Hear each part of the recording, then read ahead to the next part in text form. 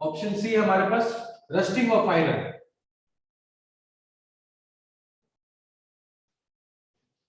And option D हमारे पास है बोथ ए एंड बी। अब ध्यान से देखना, पहला क्वेश्चन तो आप सबके सामने ये बन जाता है, व्हाट इज फिजिकल चेंज।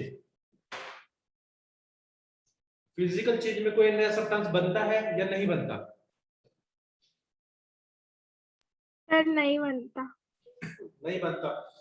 तो आउट ऑफ दिस 4 ऑप्शन कौन से ऐसे ऑप्शन में जिसमें नया सब्सटेंस बन रहा है?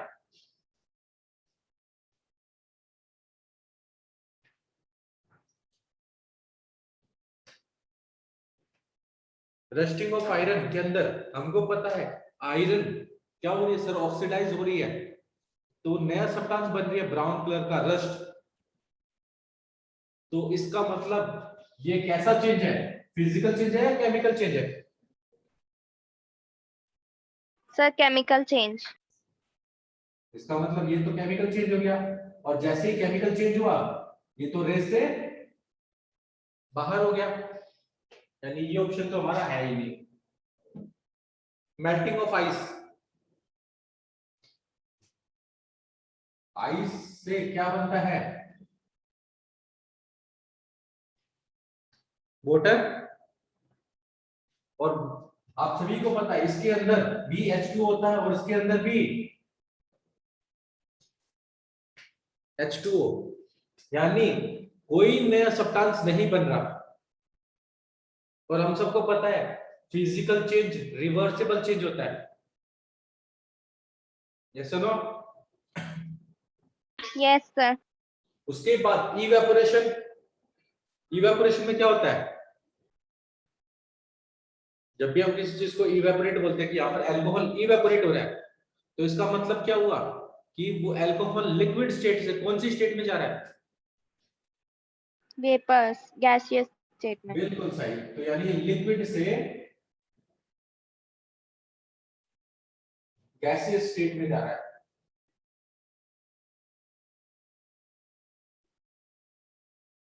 यानी अगर आप नोटिस करोगे तो राइट आंसर क्या है यहाँ पर? Option B and A and B, क्योंकि ये दोनों के दोनों क्या है, फिजिकल चेंज है। Yes sir.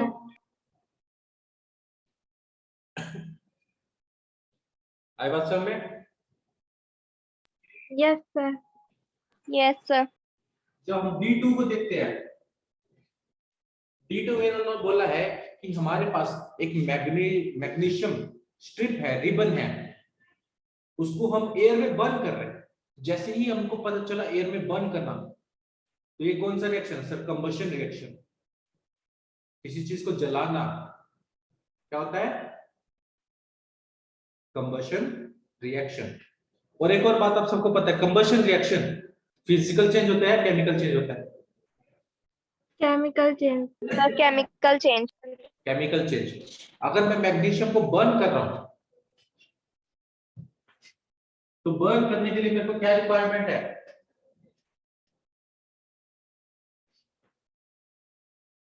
ऑक्सीजन। ऑक्सीजन की। जैसे ही मैं इसको बर्न किया क्या बनेगा? MgO, magnesium oxide. Magnesium oxide. Balance करने के लिए 2 लगा देंगे, ठीक है? तो ये कैसा चेंज है, फिजिकल चेंज है या केमिकल चेंज? Chemical change. पहली बात तो हमको यही कंफर्म हो गई, इट्स अ केमिकल चेंज, क्योंकि इसके अंदर एक नया सब्सटेंस फॉर्म हो रहा है। सेकंड, जब मैग्नीशियम बर्न करती है तो जो फ्लेम्स होती है वो कैसी होती है? तो जब भी मैग्नीशियम बर्न करती है तो हमेशा याद रखना व्हाइट कलर की डेजलिंग फ्लेम्स प्रोड्यूस होती हैं। कैसी होती है? डेजलिंग फ्लेम, यानी बहुत ही ज्यादा लाइट क्या करेगी, एमिट आउट होगी, निकलेगी, हम उसको प्रॉपर तरीके से देख भी नहीं पाएंगे। तो इस क्वेश्चन को समझो, क्वेश्चन में क्या पूछा गया था? A strip of magnesium ribbon is burn in air, which of the following is correct? पहला ऑप्शन उन्होंने दे रखा है अ physical change occurs and yellow light is observe. Sir ये क्या ऑप्शन सही है? चाहिए फिजिकल चेंज है? नो सर, नो सर, तो ये तो रास्ते से ही हटा। साथ ही साथ येलो लाइट तो बिल्कुल नहीं दे रहा। दूसरा ऑप्शन इन्होंने दिया it's a physical change and magnesium start melting. Sir क्या नो बात कर रहे सर, हैं? कैसा होगा? No sir, No. सर ये भी आंसर यानी ये ऑप्शन भी गलत हो गया। थर्ड ऑप्शन इन्होंने दिया a chemical change occurs and dazzling light is produce. Yes sir, sir ये सही है। फिर वहीं पर ऑप्शन 4 भी है, चलो मैं वो भी डिस्कस कर देता हूं। ऑप्शन 4 में देखा है it's a physical change occurs and a lot of black smoke is produce. तो यानी ये तो टोटल हो गया हमारा ऑप्शन थर्ड करेक्ट है। केमिकल रिएक्शन क्या होगी इसके अंदर? ये होगी। ठीक है, तो ये क्वेश्चन समझ में आया? आप देख रहे हो अपने यस मॉड्यूल में? यस सर, सभी के पास मॉड्यूल है ना? Yes sir. ओके, अब यहां पर क्वेश्चन स्टार्ट होता है क्वेश्चन D3 से।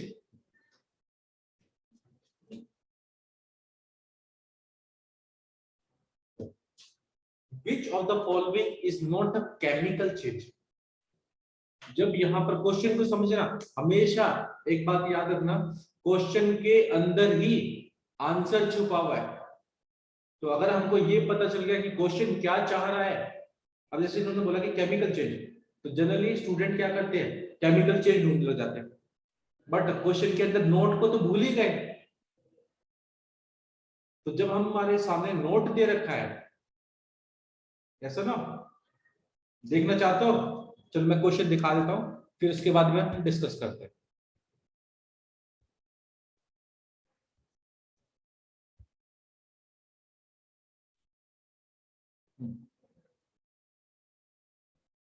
तो हमारे पास क्वेश्चन क्या दे रखा है, आप सभी नोटिस करोगे? ये है question, which of the following is a chemical change. Option 1 क्या दे रखा है, रस्टिंग ऑफ आयरन। ऑप्शन 2 क्या दे रखा है sir, cooking of food. Third, freezing of water. And fourth, digestion of food. Question clear हो चुका आप सबको? यस यस सर, ठीक है। Yes, sir.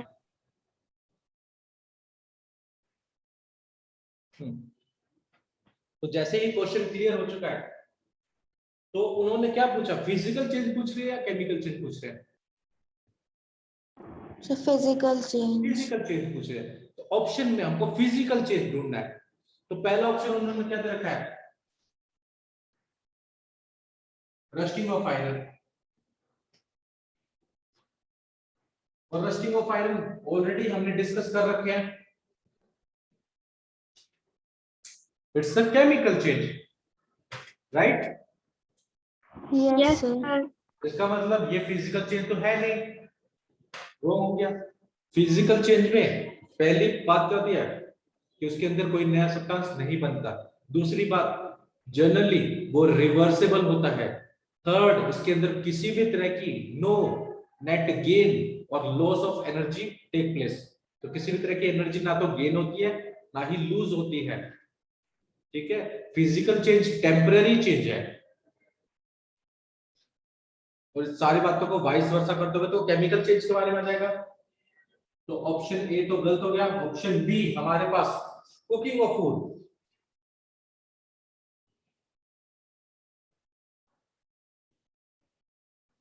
Cooking of food कैसा चेंज है? Chemical Sir, change, sir chemical change. Chemical change तो है, बिल्कुल सही है, बट क्यों है, कभी सोचा है? सर न्यू sir, क्योंकि उसमें न्यू सब्सटेंस बनता है। नया सब्सटेंस क्या बन रहा है खाने में? जब हम खाना बनाते हैं, कुकिंग ऑफ फूड, नया सब्सटेंस बन क्या रहा है? तो सर आप तो, चलो कोई बात नहीं, whenever we are talking about food, तो खाना बनाते हैं तो याद रखना, जब अगर हम कच्चा खाना खाएंगे, अगर बिना पकाए खाना खाएंगे तो उसका टेस्ट अलग होता है, और वहीं पर उस चीज को अगर हम पका के खा रहे हैं, कुक करके खा रहे हैं, उसका टेस्ट अलग होता है, बिकॉज उसके अंदर नए सब्सटेंस फॉर्म होते हैं। जो पुराने सब्सटेंस थे उनकी अरेंजमेंट होगी और नए सब्सटेंस फॉर्म होंगे, जिसका टेस्ट डिफरेंट होगा। ठीक है, तो इसका मतलब यहां पर भी cooking of food is also a, chemical change. ये भी तो केमिकल चेंज है, बिल्कुल सही है। फ्रीजिंग ऑफ वाटर क्या है? Physical sir change. Physical change. Physical change, बिल्कुल सही। ठीक है, और digestion of food? Sir Chemical chemical change. Change. Digestion में कैसे केमिकल क्या हो रहा है? हम खाना खा रहे हैं, हमारी बॉडी के अंदर फूड डाइजेस्ट होता है, तो what do you mean by digestion? ना सर, बायो की क्लास तो है नहीं जो हम डाइजेशन बता पाएंगे। ठीक है, whenever we are talking about digestion, आप सभी एक बात याद रखना, हमारा जो शरीर है यानी बॉडी है, वो सिंपल सब्सटेंसेस को एब्जॉर्ब कर रहा है, और जो हम खाना इनटेक कर रहे हैं, ले रहे हैं, वो होता है कॉम्प्लेक्स। तो हमारा शरीर उस कॉम्प्लेक्स सब्सटेंस को ब्रेक करेगा, सिंपल सब्सटेंसेस बनाएगा, और वो सिंपल सब्सटेंसेस हमारे सेल्स एब्जॉर्ब करेंगे। इस प्रोसेस को डाइजेशन बोलेंगे। ठीक है, तो नया सब्सटेंस बन रहा है, सिंपल नए सब्सटेंसेस ब्रेक डाउन होके। यस और no? Yes sir. Yes sir. हम खाते हैं कार्बोहाइड्रेट, कार्बोहाइड्रेट टूट कर बन जाता है ग्लूकोज। तो नया सब्सटेंस बना, तो इसका मतलब डाइजेशन भी क्या है? Chemical change. बिल्कुल सही। नेक्स्ट क्वेश्चन पे चले? Yes sir. ठीक है, अगर अब सब नोटिस करो, चेक करो नेक्स्ट क्वेश्चन क्या है, और फिर उसके बारे में हम डिस्कस करते हैं। देखो,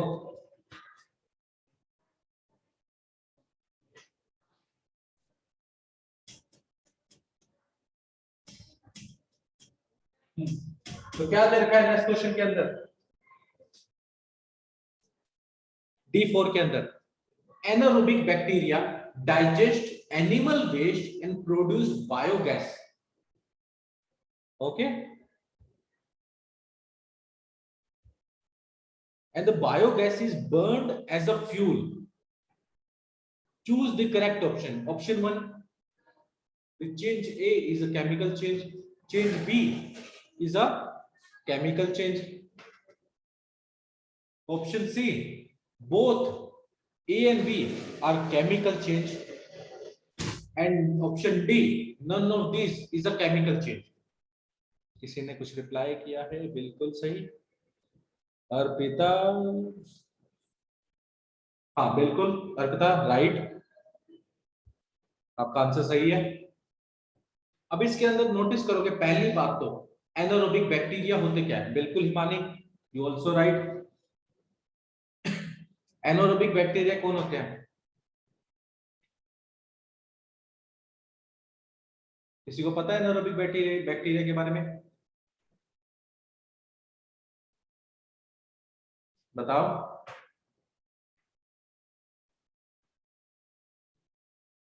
बिल्कुल सही Arpita, anaerobic bacteria are those bacteria which do not require oxygen to survive।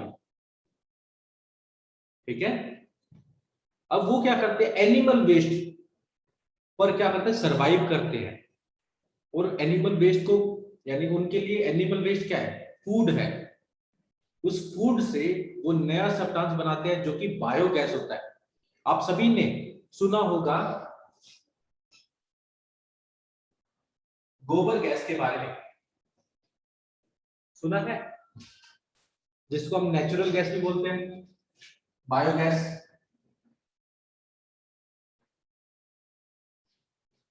तो एक्चुअली में हो क्या रहा है कि हमारे पास काव डंग, जिसको हिंदी में हम क्या बोलते हैं, गोबर, राइट।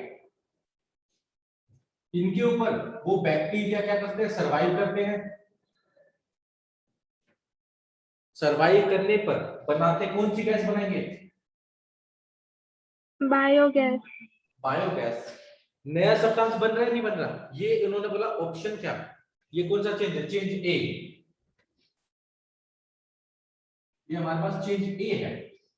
क्या ये फिजिकल चेंज है या केमिकल चेंज है, sir sir chemical change. Chemical chemical change है, क्योंकि इसके अंदर नया सब्सटेंस फॉर्म हो रहा है। बिल्कुल सही। फिर वहीं पर इन्होंने बोला कि हमारे पास जो बायोगैस बनती है, इस बायोगैस को हम क्या करते हैं, बर्न करेंगे। और किसी चीज को बर्न करना वो तो ऑलरेडी एक केमिकल चेंज है। बर्न करने पर हमको क्या मिलेगा, कार्बन डाइऑक्साइड एंड वाटर, ठीक है। तो इसको बर्निंग कर रहे हैं, कंबशन।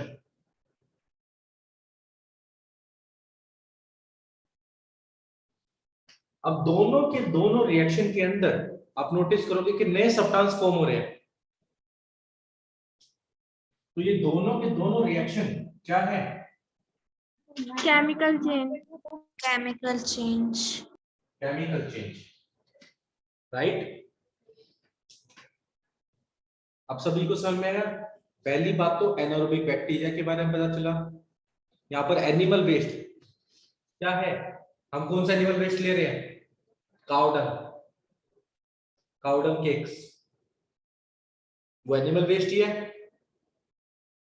उसको बैक्टीरिया कंज्यूम करते हैं और बायोगैस प्रोड्यूस करते हैं।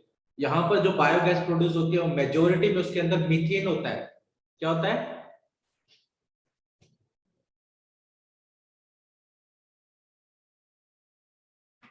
Methane gas. तो हमारी बायोगैस के अंदर मेजोरिटी में कौन सा कंपोनेंट प्रेजेंट होता है,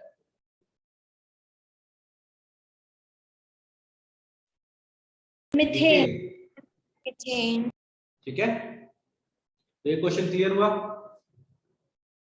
यस सर। ठीक है। नेक्स्ट क्वेश्चन डिस्कस करें,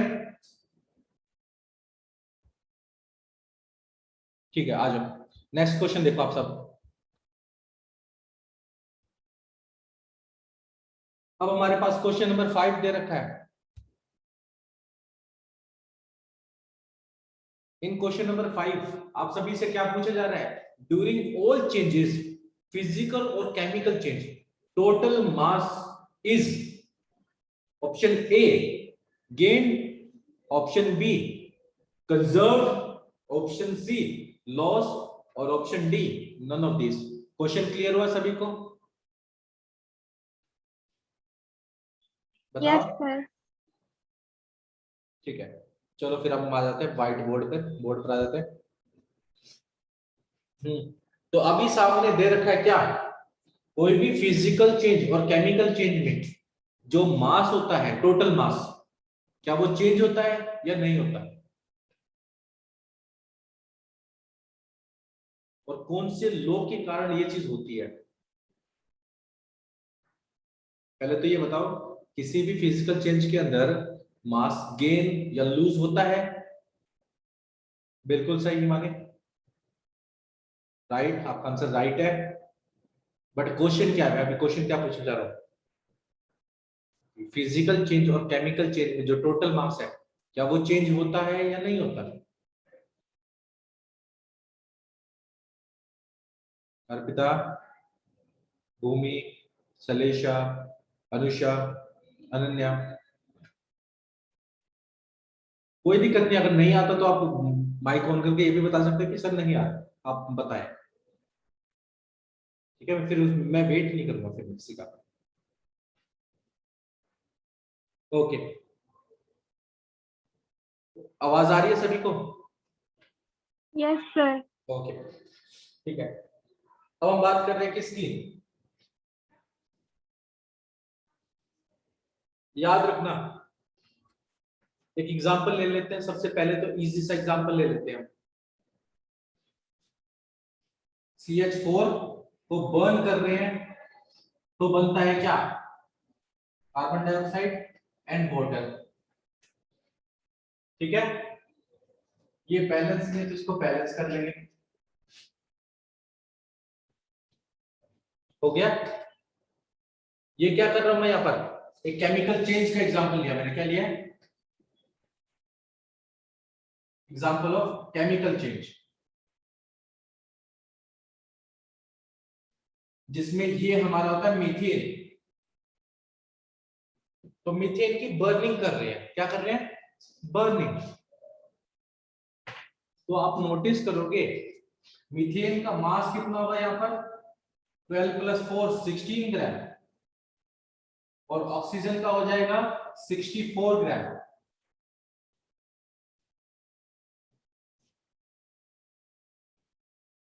जिसको नहीं समझ में बता देना। यानी 16 ग्राम मीथेन के लिए कितनी ऑक्सीजन की रिक्वायरमेंट होगी, 64 ग्राम। 64 ग्राम की। और हमारे पास जब बर्निंग हो जाएगी, कंप्लीट रिएक्शन हो जाएगा, तो कितनी कार्बन डाइऑक्साइड बनेगी, 44 ग्राम। और वाटर कितना बनेगा,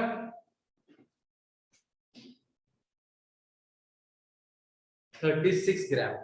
अगर आप नोटिस करोगे जो रिएक्शन में टेक पार्ट कर रहे हैं उनका मास, और जो रिएक्शन से फॉर्म होके आ रहे हैं उनका मास क्या बराबर है या डिफरेंट है।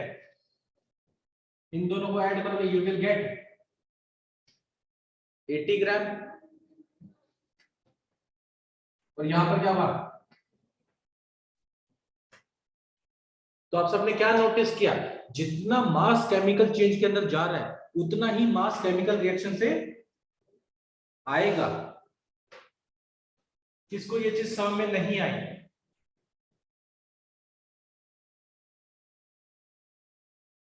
सबको आ गई।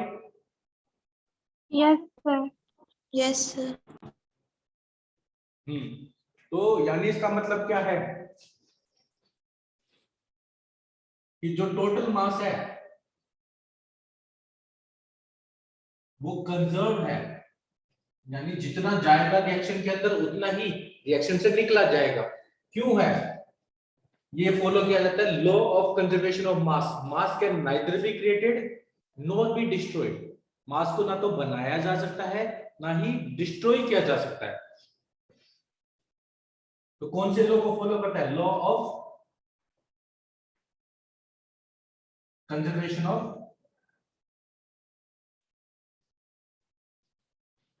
मास। तो अगर आपसे पूछा है लॉ ऑफ कंजर्वेशन ऑफ मास क्या बताता है, तो क्या बोलोगे आप सब,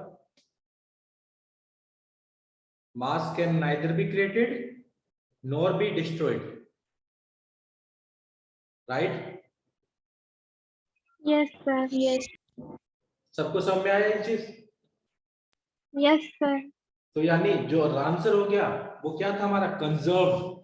ना तो मास का गेन हुआ ना ही मास का लॉस हुआ, सेम रहा, रिमेन सेम।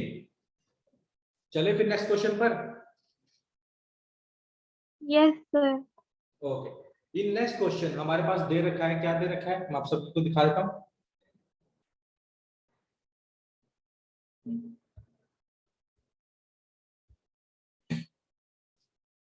इन क्वेश्चन नंबर 6 हमारे पास क्या दे रखा है, अ फिजिकल चेंज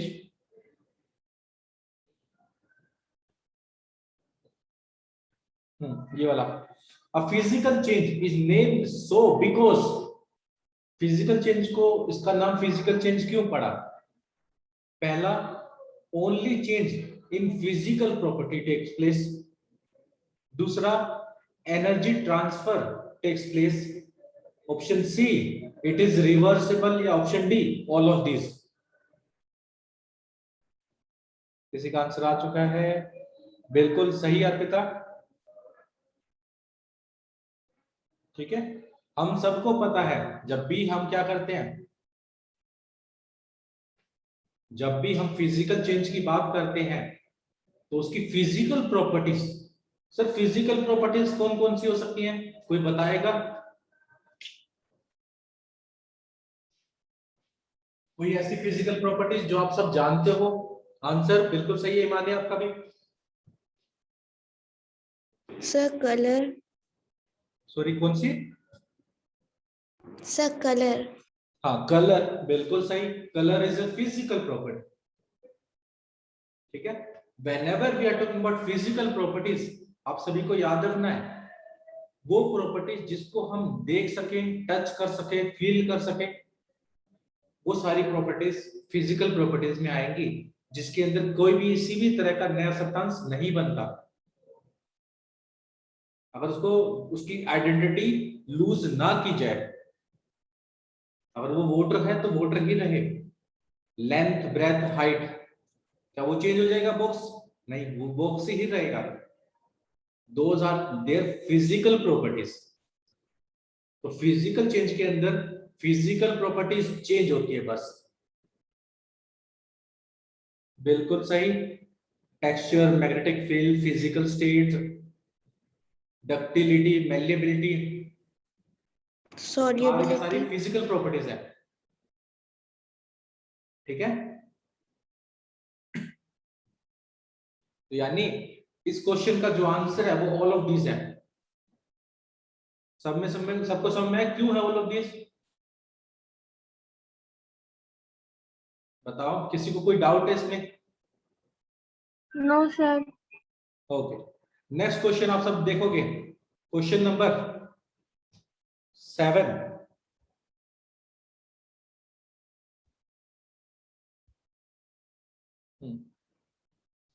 चेक करो क्वेश्चन नंबर 7 क्या है हमारे पास।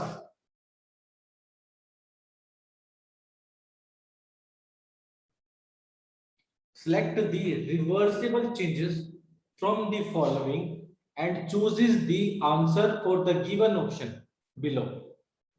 तो उन्होंने क्या बोला कि रिवर्सिबल चेंजेस को आपको सिलेक्ट करना है। तो उन्होंने 4 ऑप्शन दे रखे हैं, उन चारों ऑप्शन में से फाइंड करना है कि कौन कौन सा चेंज रिवर्सिबल चेंज में आता है। Melting of wax reversible change होता है या नहीं होता? Freezing of water, forming of curd from milk and evaporation of water. सबको क्वेश्चन क्लियर? Yes, sir. बिल्कुल सही मानी, बिल्कुल सही भूमि, आप दोनों का आंसर राइट है। तो यहां पर हमको क्या क्या दे रखे हैं?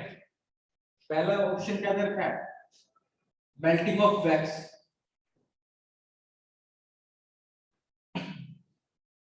whenever we are talking about melting का मतलब ही क्या होता है सर? सॉलिड से लिक्विड में लाना। बिल्कुल सही अनुष्का, आपके भी आंसर राइट है। whenever we are talking about melting, solid से लिक्विड में लाना। अगर हम वैक्स को हीट करते हैं तो वो लिक्विड स्टेट में आ जाएगा, अगर वैक्स को कूल करेंगे तो वो वापस सॉलिड स्टेट में आ जाएगा। तो ये क्या रिवर्सिबल है या नहीं है? Sir है। बताओ।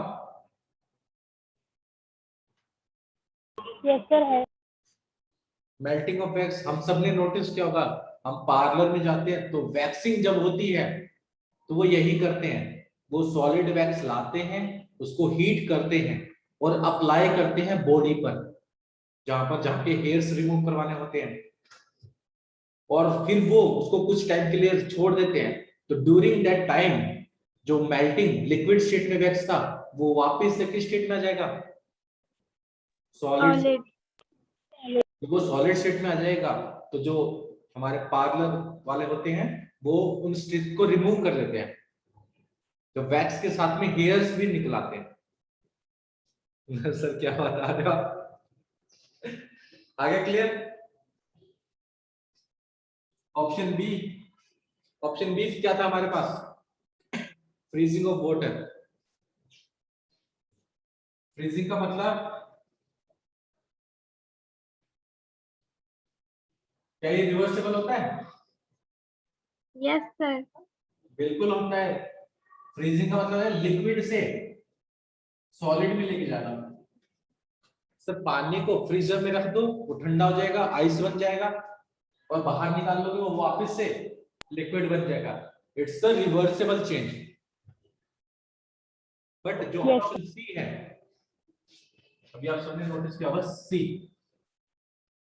मिल्क से कर्ड बनाना, यानी दूध से दही बनाना। क्या दही से दूध बन जाएगा? No, sir. No, sir. मतलब कैसा चीज है वो? Irreversible. Irreversible. इररिवर्सिबल। तो ये वाला तो हमारे आंसर में नहीं आएगा। फिर हम बात करेंगे लास्ट क्या है हमारा? Evaporation of water. Sir liquid से गैस में लेके जाना, और गैस को अगर ठंडा करेंगे तो वो वापस से लिक्विड स्टेट में आ जाएगी। तो ऑप्शन सी को छोड़कर ए, बी और डी, 1, 2 और 4th, ये हमारा राइट आंसर है। और करेक्ट ऑप्शन बी हो गया, जिसके अंदर ये तीनों प्रेजेंट है। चले फिर आगे। Yes, sir. सबको समझ में आ रहा है? Yes, sir. चलो फिर हम क्वेश्चन करते हैं। और नेक्स्ट क्लास में क्या डिस्कस करोगे? कौन सा टॉपिक डिस्कस करोगे?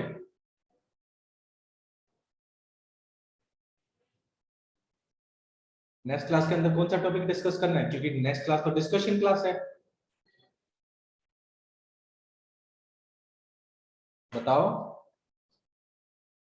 हमने लास्ट क्लास में metals and non metal discuss किया था, उसकी प्रॉपर्टीज, फिजिकल प्रॉपर्टीज डिस्कस की थी, ठीक है। उसके आगे कंपाउंड और मिक्सचर रह गए थे हमारे डिस्कस करने। तो नेक्स्ट क्लास में कंपाउंड और मिक्सचर डिस्कस कर लें, Yes, sir. ठीक है। तो आप सभी पढ़ के आना, आप सबका इन्वॉल्वमेंट रहेगा नेक्स्ट क्लास के अंदर। आ जाओ, हमारे पास क्वेश्चन नंबर 8 आ गया।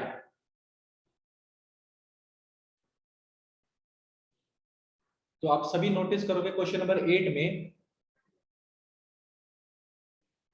क्या दे रखा है? What happens when steam get condensed. Steam क्या होती है? सर वाटर वेपर्स, यानी water at a gas state, ठीक है। स्टीम को अगर ठंडा करेंगे तो क्या होगा? कोई नया सब्सटेंस फॉर्म होगा या कोई नया सब्सटेंस नहीं फॉर्म होगा? Option C, water convert from vapour to liquid, या option D, both B and C. किसी का आंसर आ चुका है बहुत जल्दी? 2 का आंसर आ चुका है, हिमानी, अर्पिता। हाँ, आप दोनों का सही है। अनुष्का, आपका थोड़ा सा रोग है, थोड़ा सा दूर चलेगा ना। ऑप्शन बी नहीं हो सकता अनुष्का? कोई नया सब्सटेंस फॉर्म हो रहा है? नहीं सर, अभी भी तो पानी है वो, पहले भी पानी था, बट पहले वो गैस स्टेट में था, अब वो लिक्विड स्टेट में आ जाएगा। तो राइट आंसर क्या है इसके अंदर? Option D, both B and C, ठीक है। अब मेरे ख्याल से इसके ऊपर ज्यादा डिस्कस करने की कोई जरूरत नहीं है, या डिस्कस करूं? No, sir. चलो फिर नेक्स्ट क्वेश्चन देख लेते हैं। क्वेश्चन नंबर 9 में क्या दे रखा है? Which of the following is a physical change? Digestion of food, boiling of an egg, making a cup of tea, या none of this? Sir, none of these. बिल्कुल सही। अर्पिता आपका भी सही है। हाँ सर, नन ऑफ दिस क्यों हुआ? क्योंकि डाइजेशन के बारे में हमने पहले ही पढ़ चुके, तो ये तो केमिकल चेंज है। कैसा चेंज है? Chemical change. Boiling of egg, it is also a chemical change. जब भी हम अंडे को बॉईल करते हैं वो एक केमिकल चेंज है, ठीक है।